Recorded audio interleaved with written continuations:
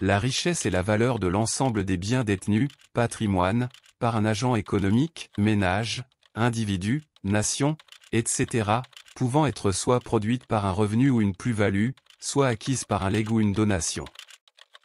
Vous l'aurez donc compris. Dans cette vidéo nous allons parler de l'homme le plus riche de l'histoire. Mansa Musa.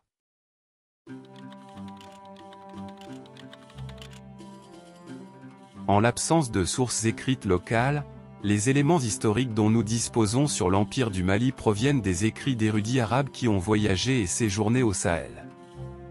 Al-Omari, Abu Saïd et Othman ad-Dukali, Ibn Khaldoun, et Ibn Battuta.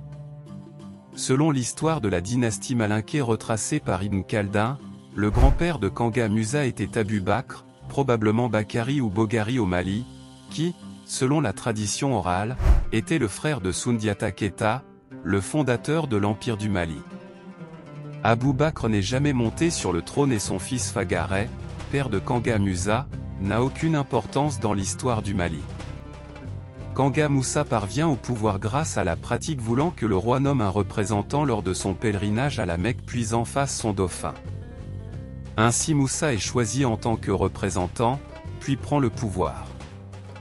Son fils, Mansa Magan deviendra aussi roi du Mali grâce à cette tradition. Mansa Musa est souvent qualifié d'un des individus les plus fortunés de l'histoire, voire de la personne la plus riche, bien que cette affirmation fasse toujours l'objet de débats. Il est essentiel de noter que nous ne disposons d'aucune donnée précise concernant sa richesse réelle. En 2021, un documentaire diffusé sur la chaîne Histoire TV révèle que le Mali extrayait alors entre 3 à 4 tonnes d'or chaque année, et il est rapporté que Mansa Musa aurait emporté 12 tonnes d'or lors de son pèlerinage à la Mecque.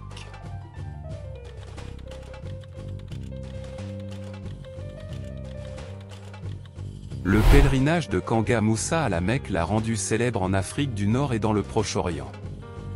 Selon les récits médiévaux, en 1324, il entreprend ce voyage avec une impressionnante suite comprenant 60 000 hommes, 12 000 serviteurs et esclaves, ainsi que des héros vêtus de soie portant des bâtons en or pour s'occuper des chevaux et des provisions.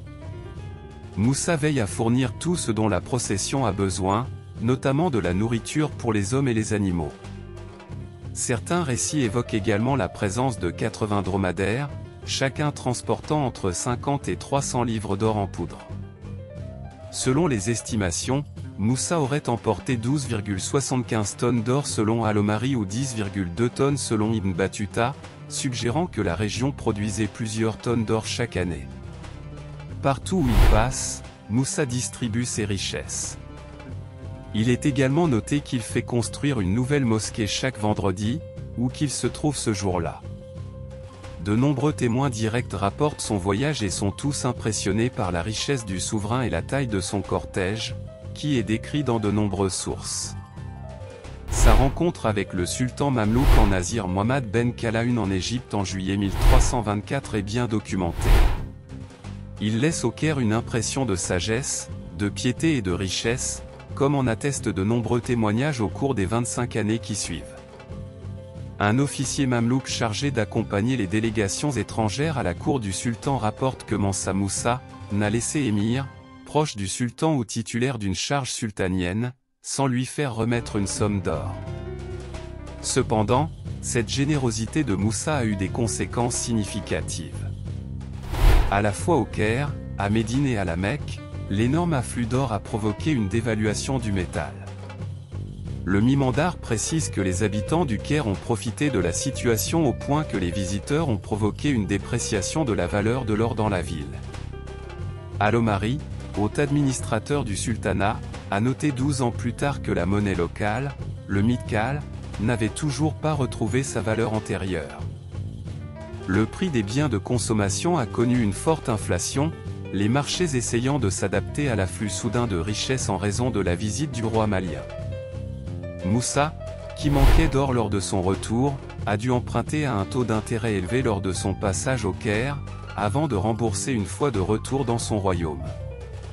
Cependant, en dehors de ces chroniques médiévales, certaines analyses, comme celle de Warren Schultz, suggèrent que cette dévaluation de l'or a été de courte durée en se basant sur les textes arabes, notamment les livres de contes, datant de la visite de Mansa Moussa au Caire.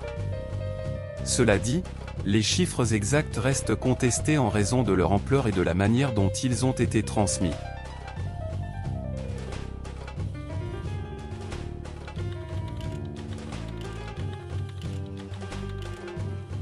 La date de la mort de Kanga Moussa, également connue sous le nom de Mansa Moussa, est sujette à des débats en raison du manque d'archives écrites dans le royaume du Mali. Certaines estimations suggèrent une mort vers 1332, tandis que d'autres sources indiquent une possible mort en 1325 ou même après 1337. À la fin de son règne, l'empire du Mali s'étendait de l'Atlantique à la rive orientale de la boucle du Niger, couvrant une vaste région. Et c'est la fin de cette vidéo. Si elle vous a plu, n'oubliez pas de vous abonner, de liker la vidéo, et d'activer la cloche. À bientôt.